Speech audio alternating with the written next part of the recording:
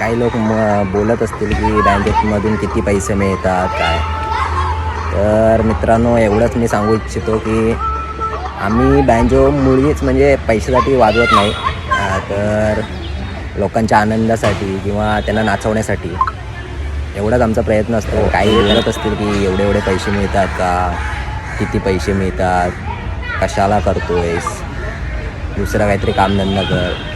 आमचं काम पण चालू आहे आणि ते वाजवणं पण चालू आहे. तर असे कलाकार कितीतरी आहेत मुंबई गावाला, कितीतरी आहेत. मी दोन्हीकडे पण करतो आहे.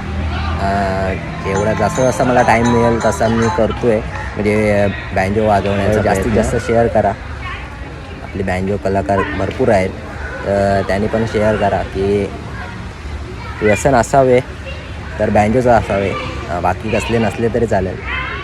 तर शेअर करा.